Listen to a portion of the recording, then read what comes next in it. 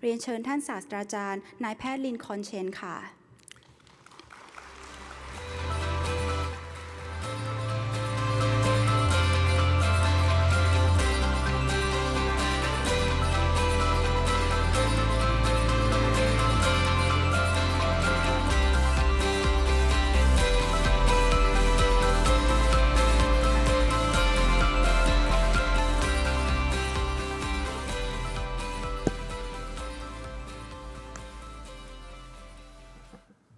Good morning. What an impressive turnout for this conference. I was saying to Professor Vicharan that I don't know of any other country that has brought all 10 health professionals together in one meeting. So this may be a first time. Congratulations to Thailand. I want to recognize Mr. Pia Sakol, and also, of course, Professor Vicharan, Dr. Suvid, and then the organizer, Drs. Vanicha and Pise. They have been the pioneers of medical education reform in Thailand, but also globally. It's a great honor for me to speak because the China Medical Board has been working on medical education in Asia, but including Thailand, for nearly 100 years. And so we look forward to the continuing relationship. Today, I'm going to speak about 3 areas why Thailand has been so successful. And I will argue that the medical education has been a key drive for Thailand's success. I will then look back at a century of medical educational reforms around the world, but particularly in Thailand. And then I will look at today's conditions, which are posing large challenges to the traditional ways we've approached medical education. And then I will focus on the theme of this conference, which is Synergistic Systems, and the recommendations of a Lancet Commission on new competencies and synergizing health and educational systems. But to do both, I will argue that just as we had 100 years ago, we will need leadership to accomplish these reforms. Thailand is recognized as a great health success. This is a book by the London School called Good Health at Low Cost. There's a paper on Thailand by Wallaporn and Viroj that describes how Thailand has been a superior health performer. And the reason for that is shown in this graph, which has the under 5 mortality rate on the y-axis and the per capita income of countries. You'll see that Thailand has a very low under 5 mortality for its income level. In fact, its under 5 mortality is the same as countries that have 5 times the national income. And it is among the lowest of the mortality levels of countries with its income level. So Thailand is able to achieve better health for less money. And I argue that one of the reasons for Thailand's success is medical education and the human resources. This gives a comparison of Thailand with neighboring ASEAN and other countries. You can see that Thailand has 2.7 doctors and nurses combined per 1,000 population, which is twice the level of Cambodia and Vietnam next door. Philippines, however, interestingly, has a much higher ratio because of the huge number of nurses that are trained by the Philippines, mostly for export. Very few of them service Filipino families, and then there are the European levels and the African levels. So Thailand has a healthy level of health workers. Of course, I realize that this only includes the doctors and nurses.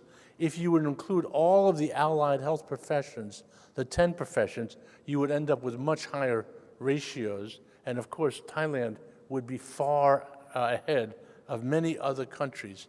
And having developed, and I will show some of the data on these other professions later. The reasons for Thailand's success, in my view, is mostly due to Thai nurses. Thai nursing is really outstanding, not only in this country, but in the region and in the world. You'll see this is a graduation group of Thai nurses, but the nurse-to-doctor ratio in Thailand is one of the highest in the world. So the number of nurses per doctor in Thailand is very high. This means that the whole health system is really operated by nurses and other allied health professionals. The doctors perform a technical role, but the actual running of the system is very much determined by the nurses. There are 5 nurses for every doctor in Thailand. Thailand has a huge amount of what I call global soft power. Because of its success, its annual PMAC meeting has become a standard global convening. Thailand has also been a leader at the World Health Assembly, at the UN General Assembly, and many global health movements have come from the soft power of Thailand, which of course is due to its success in the health sector. So human resources is one of the reasons for Thailand's success. But I would argue, and this is why Her Royal Highness's visit this afternoon is so important, that a large share of the success in Thailand is because of the impact of the Thai royalty. That is historically very deeply embedded in Thai history, starting with the Ayutthaya Hospital in the 17th century, and then moving to 2 princesses who got advanced degrees, including, of course, the founding of Synergizing Hospital in the 19th century. And the 20th century is indeed marked by Prince Mahidol Songkla, who went to Harvard and created a partnership with the Rockefeller Foundation for medical education. I will argue that this tradition is being carried forward by Her Royal Highness in the 21st century, and I will show you some of the things that she has been doing to advance this royal tradition. This is her visit to the medical school that my foundation established in China with the Rockefeller Foundation in 1914. She asked to visit, and I arranged this visit because she was keen to look at the history. And when we went through the records, it turned out that Synergizing had sent the head nurse and the head physician to this Chinese medical school run by the Rockefeller Foundation in 1930.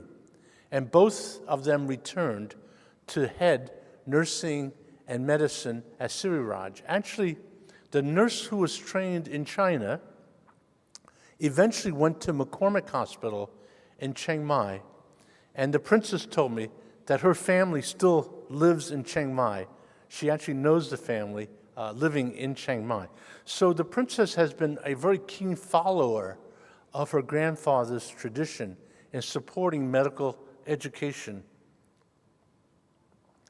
I had the great privilege of co-chairing with Harvard Dean Julio Frank the Lancet Commission, looking at 100 years of medical education around the world. This was a commission report released in 2010. And the report, consisting of about 20 global health leaders, examined the development of the health professions, not just medicine, which was the Flexner report of 2010, but also of public health, which is the Rose-Welch report of 2015, of nursing, the Goldmark report of 1928, and then there have been a series of reports of the allied health professions across the 20th century. Indeed, the 20th century should be noted for the development of the allied health professions across the length of the century. And of course, in developing a profession, there is a certain set of skills, but also of ethos, of duty and obligation, responsibility and professionalism associated with a profession that comes with the development. Society gives privileges to a profession, respect, compensation, and recognition, but in return, the professions must return something to the society.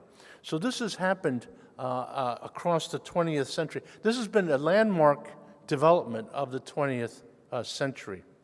And we concluded, the commission, that in medicine, there were 3 generations of reforms: a science-based, a problem-based, and now a systems-based reform sequence.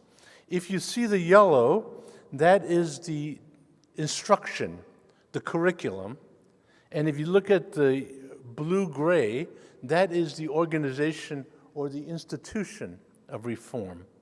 The Flexner report triggered the scientific development of the curriculum and put the universities as the base of professional training.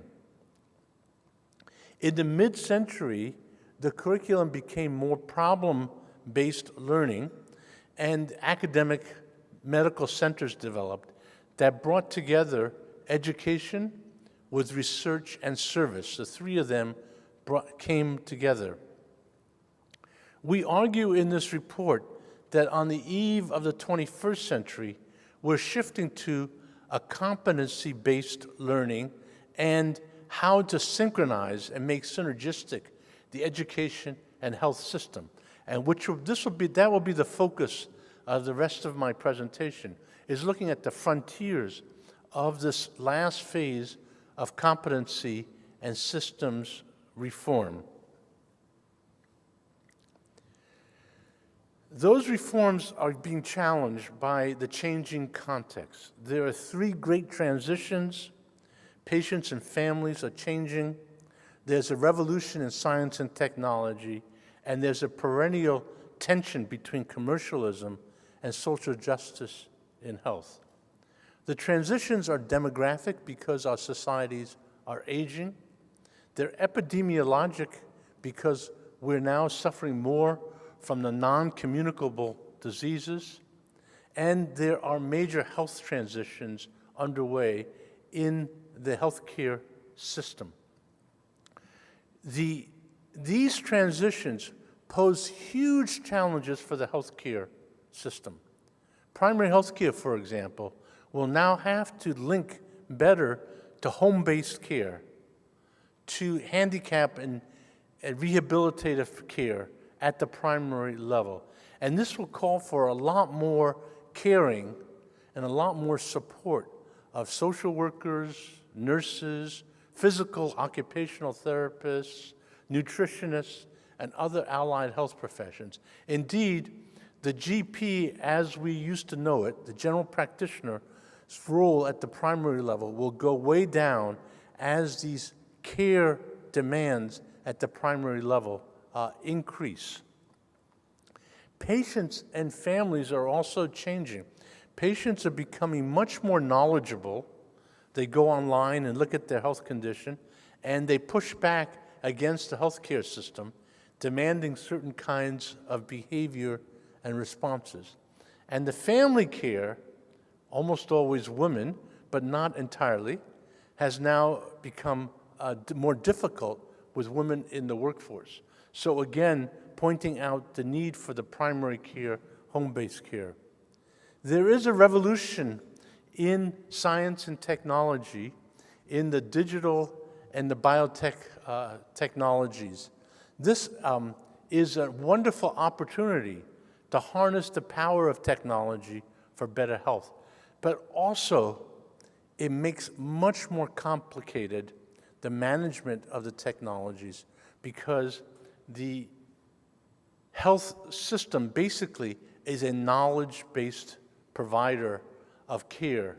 So it's driven by knowledge, and the revolution in knowledge will make the number of knowledge managers in the healthcare system many more and more complicated, while at the same time needing to reach down. And then finally, all healthcare systems have to deal with, as a business, is it a good health or good business? You have to have both, because health is 10% of the global economy. In Thailand, healthcare, including medical tourism, is an important industry in the country. So it is not just the health of the people, it is also sound business, and how do you balance the two? And I will be discussing a little bit of that. So these four areas are all challenging the education of health professionals. There is a need to adjust the competencies, and there's a need to synergize the educational and health systems to accommodate these forces. Thailand is way ahead. I had the privilege of attending, led by Professor Vichran, but you'll see some of the others, Vanicha and Pisse, but also Udam and Prasit. We were down in Krabi, very nice resort, but we were looking at the frontiers of the competency and systems reforms, deliberating them in, I forgot Suvit was with us, with Vichran, yes. It was a wonderful, by the way, we had a very nice session in planning competency and systems changes. And that's shown here. I won't go into all the detail. If you look to the right and the upper left, you'll see that Vanicha and Pisse have, this is the fifth annual forum, but the last two dealt with key areas of competency. In 2016, on Thai interprofessional education with teams, and in 2017, the IT facilitated learning. And of course, this meeting is on the synergy of the systems to be harmonized. And the first two were instructional and institutional reform. I won't talk about all of the global activities that Thailand has been a leader in encouraging in the global community. Professor Vanicha gave me these data on Thai consortia and councils of the various medical professions that are here. So this is now much better developed in Thailand than other countries. You have consortia of educational institutions, and you have professional councils that maintain standards and oversight and encouragement of the professions. But it is for medicine, nursery, midwifery, pharmacy, dentistry, veterinary, physical therapy, medical technologies, public health, and traditional Thai medicine as well.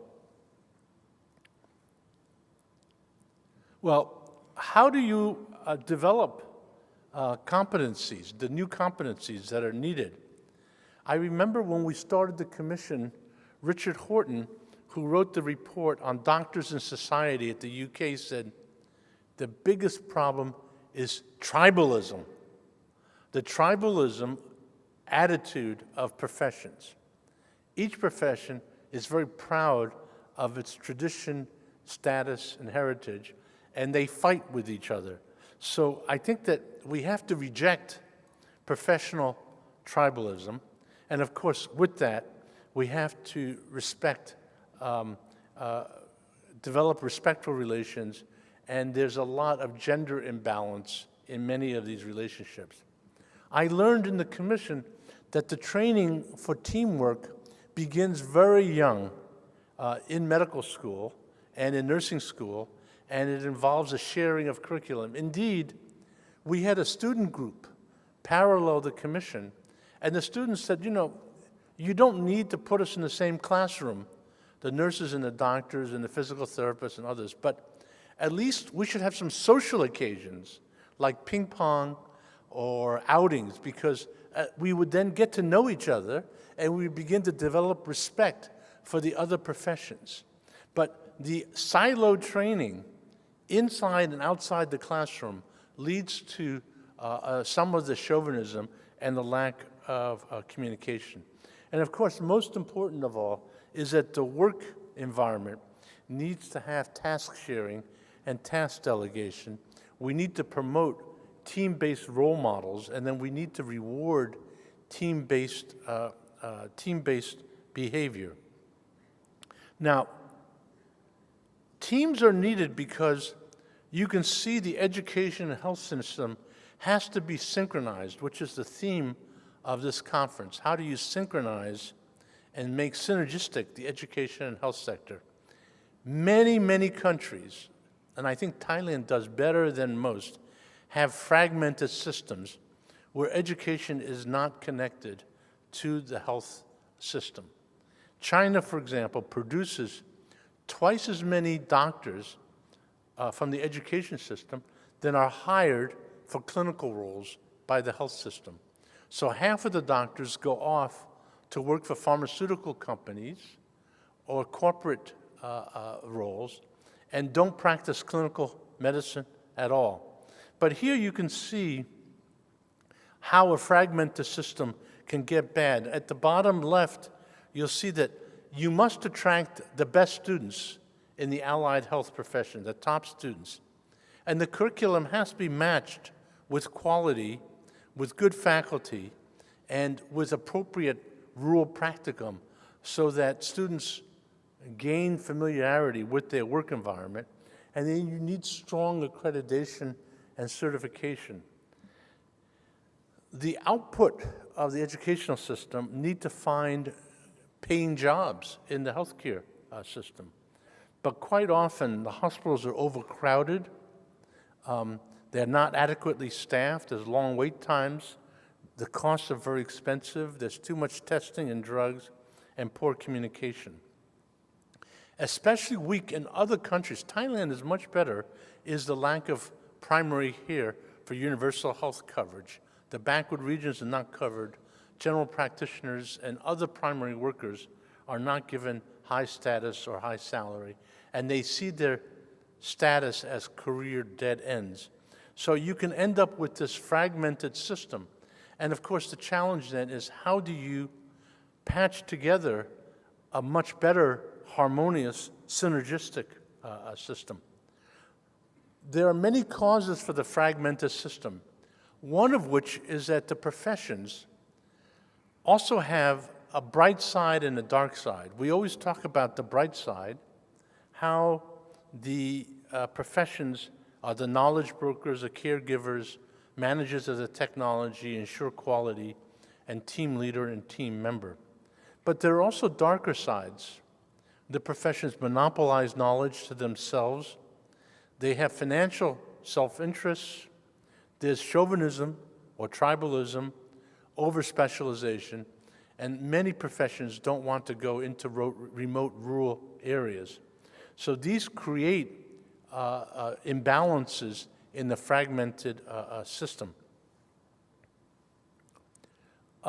There's been a movement in the United States called Beyond Flexner, how to create a more harmonious, equitable healthcare system.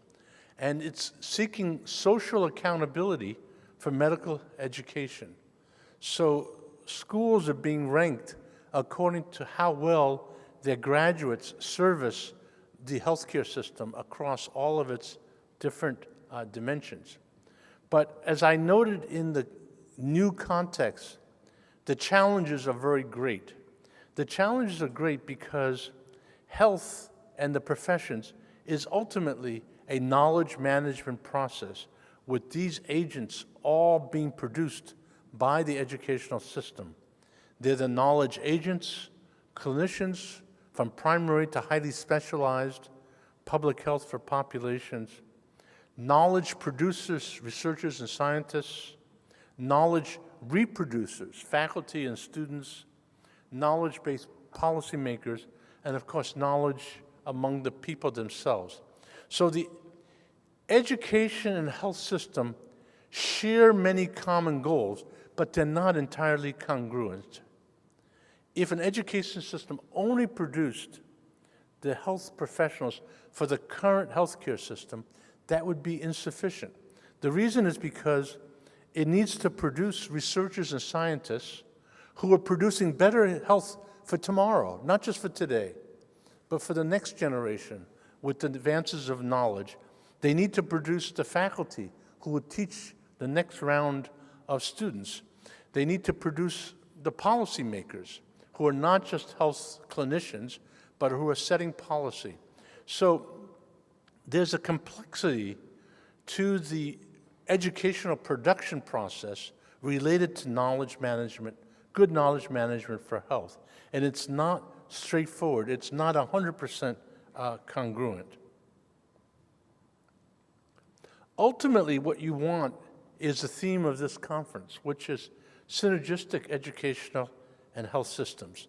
You want systems, the educational system, that will attract the best students, that will have a competency-based curriculum, that will teach team building and IT-based learning and so forth, that has quality standards for accreditation, certification, that the graduates match the job market, and that there's a healthcare system that has a balanced referral between the tertiary to the primary. With the NCDs, the primary-tertiary relationship will have to change because with, let's say, hypertension or diabetes, you have many more homebound patients. And therefore, the outreach of the primary with all of the health professionals will need to be home-based outreach, okay?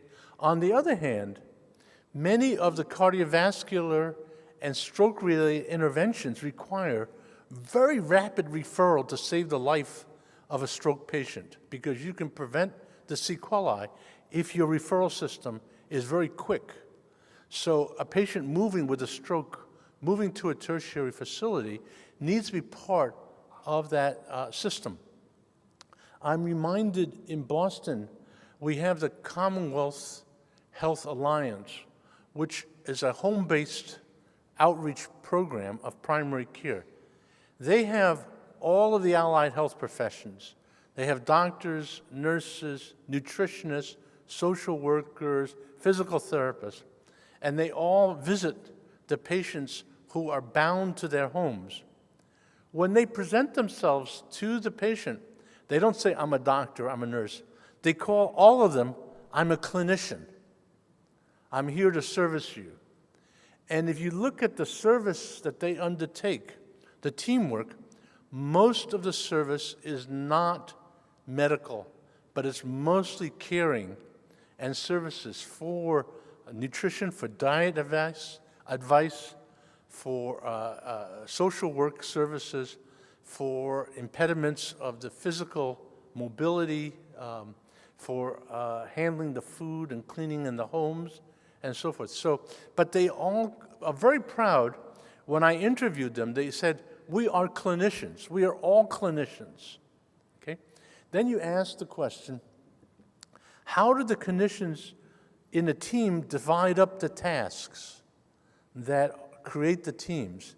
And here I have to say, this is frontier space. We don't know the answer to that. We have to experiment to see what the new tasks are, and then what the new roles are, and what the new responsibilities for the professions will be.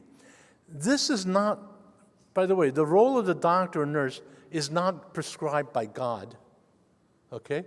It was developed by the professions through political negotiation between the professions. And we will have to renegotiate the tasks and the roles of the new competencies in the new healthcare system. So ultimately, the primary is very important, but it will require a major revamping, heading out for the aged population with non-communicable disease. But the output of the system will always be the same, which is equity and quality of health outcomes, financial protection, and patient satisfaction with trust in the healthcare system. So this should be the goal of the synergism of education and health. And I have to confess, Thailand is way ahead of most other countries. I'll give you some stories, okay? We work a lot in China. The Chinese are trying to overhaul their educational system. But unfortunately for them, they're trying to adopt the American system now, just like Thailand has. You did it 100 years ago. The Chinese are doing it today, okay? They inherited the Soviet system. Now, the difference between the Soviet system and the American system is on the left, the educational component. They had training academies that created technical functionaries. But now they're trying to create professionals who are able to work as team members. Very, very difficult. They're also coping with the complexities of knowledge management. China does not have enough GPs, so they're giving huge scholarships for young doctors to become GPs for primary care. But the young doctors are not wanting to go into the rural areas. They're paying the fine, and they're staying in the cities. 85% of the young doctors in China who get a scholarship return the money, and then they go into the cities, okay? At the same time, while China's trying to do the primary care with GPs, they've created a new program called Double First Class. They want their medical schools to be world class. So 8+1 medical schools, 8 in the education ministry, and 1 the Prince Mahidol and China Medical Board, Rockefeller Medical School, the 1, Peking Union Medical College. They're getting huge additional monies from the government to become world class. So they're getting the equivalent of about now unrestricted $60 million from the Ministry of Education, just announced 2 weeks ago, to become world class. So you have this split in a knowledge management from the primary GP to the very advanced complexity of knowledge management and achieving world-class capabilities. So that's the China. Vietnam, we have, as the China Medical Board, gone to Vietnam with the Ministry of Health many times. I know that Suvid is greatly admired in Vietnam as a regional leader and advisor, but they're trying to develop for the first time accreditation and certification. And they're trying to figure out how to give the quality in these. By the way, nursing is far behind. In fact, the China Medical Board, we gave grants to Chiang Mai here, nursing, to train the Vietnamese nurses because they're so far behind. And all of the other professions are even further back in Vietnam. That's why I say that Thailand is so far ahead of other countries. How do these competency and systems reforms take place? The Commission believes that there are 3 levels of education: informative, formative, and transformative. Informative provides knowledge and information and creates an expert. Formative socializes the student to join the profession and creates a professional. Transformative teaches and encourages leadership skills for creating change agents, the leadership necessary for changing and adapting to the new competencies and new systems.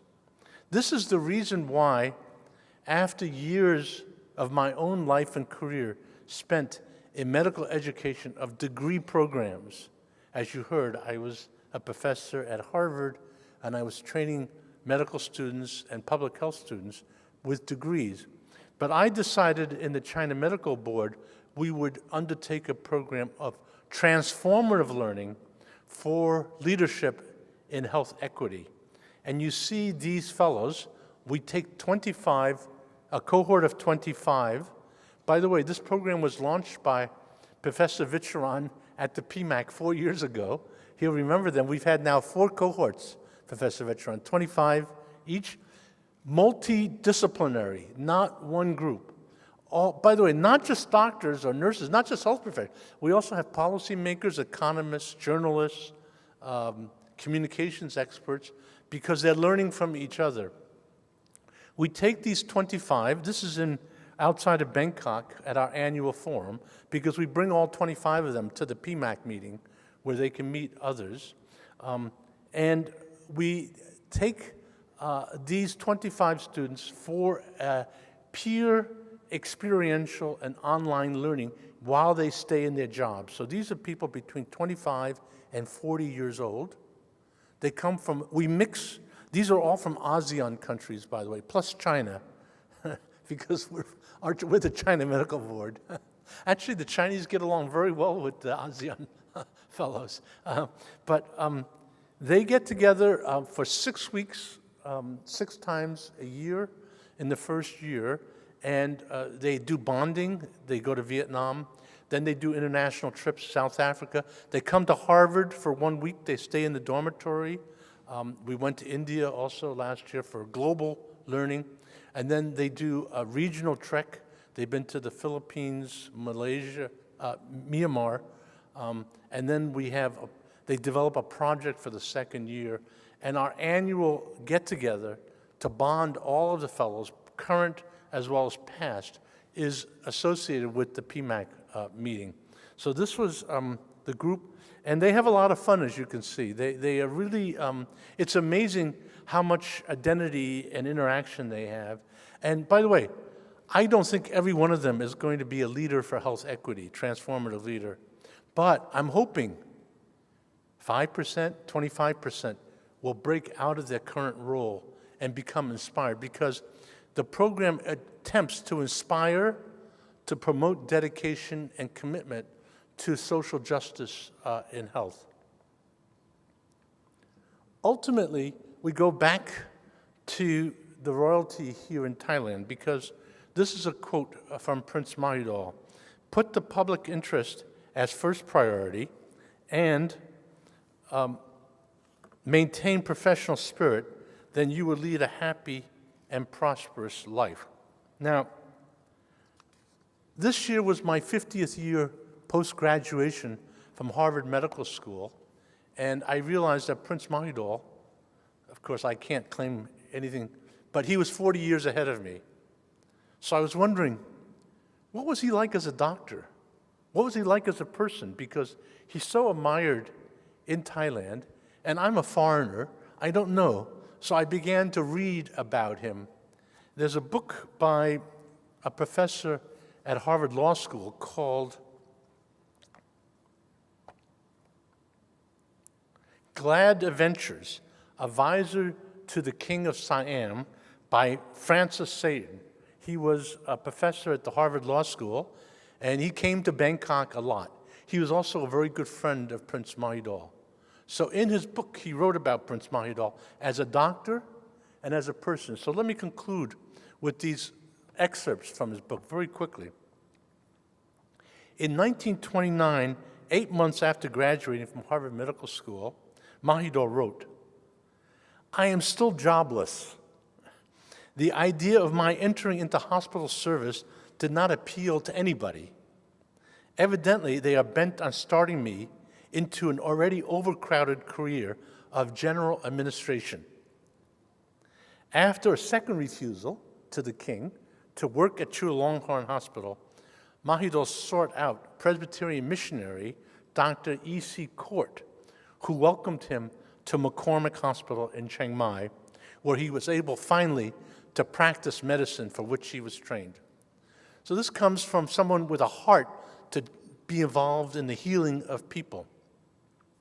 As a person, Sayers observed in the book, "I saw Prince Mahidol during my stay in Bangkok, winning in appearance.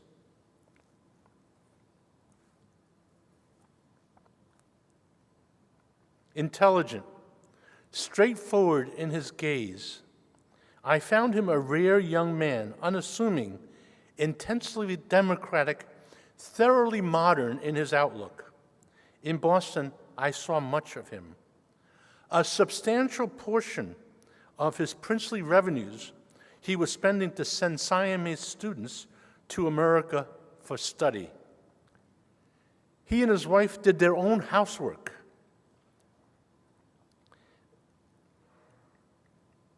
They had no maid in a Boston apartment. In a letter to Sears, Mahidol's values are candidly expressed by himself. They pay more attention to things that are tangible, whereas health, education, and spiritual and moral regeneration seem so remote that much money has not been given to such subjects. The energetic suppression of crime is another feature that seems to impress. But here again, the efforts are directed to catching thieves rather than the economic, social, and moral causes of the condition. At Harvard, just before graduation, Mahidol became severely ill and was hospitalized. Happily, he recovered and was able to return to his beloved Thailand before his untimely death. So for a century, Thailand has followed Mahidol's footsteps on his priority for medical education and the new Thai health professional leader. Thailand, with this conference again symbolizing its pioneering effort, is following very proudly in Mahidol's footsteps. Thank you very much.